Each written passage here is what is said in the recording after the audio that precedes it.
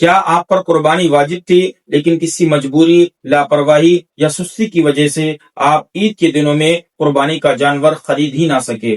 اب عید کے دن گزر جانے کے بعد کیا آپ پر سے ہمیشہ کے لیے قربانی کا وجوب ساقط ہو چکا ہے، یعنی قربانی معاف ہو چکی ہے؟ اگر صاحب حیثیت ہونے کے باوجود قربانی کے دنوں میں قربانی کا جانور نہیں خریدا اور قربانی کا وقت نکل گیا تو اب اس شخص کے لیے شریعت میں قربانی کا کفارہ کیا ہوگا؟ آئیے جانتے ہیں آج کی اس ویڈیو میں۔ السلام علیکم ورحمۃ اللہ وبرکاتہ۔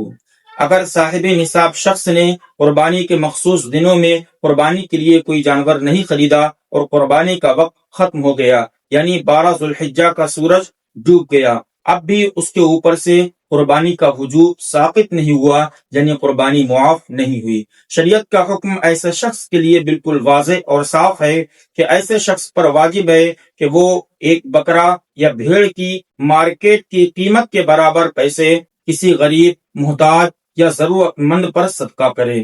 ایسے شخص کا یہ سوچنا بالکل غلط ہے کہ قربانی کا وقت ختم ہو گیا، اب اس کے پیسے بچ گئے، ان پیسوں پر اس کا اب کوئی حق نہیں رہ گیا ہے۔ اس کے اوپر لازم ہے کہ وہ فوراً سے پہلے ان پیسوں کو کسی ضرورت مند، محتاج یا مستحق کو مالک بنا دے۔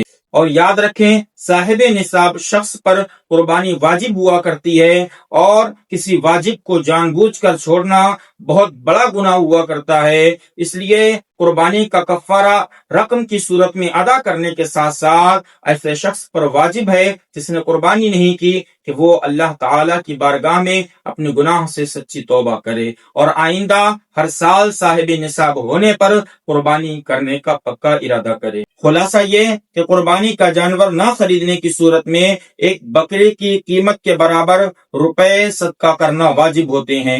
وقت نکلنے کے بعد بھی کفارہ کا پیسہ ہر صاحب نصاب شخص کو ادا کرنا واجب ہوتا ہے، اور عبادت میں جان بوجھ کر کوتاہی کرنا یا کسی واجب کو چھوڑ دینا یہ بڑا گناہ ہے، اور اس میں رقم ادا کرنے کے ساتھ ساتھ الگ سے توبہ کرنا بھی واجب ہے۔ اللہ تعالی ہم سب کو واجب قربانی ادا کرنے کی توفیق عطا فرمائے۔ اور اگر آپ کو ہماری یہ ویڈیو پسند آئے تو اسے اپنے دوستوں کے ساتھ شیئر کریں، اور ہمارا چینل نور کی باتیں سبسکرائب کریں۔ جزاکم اللہ خیرا۔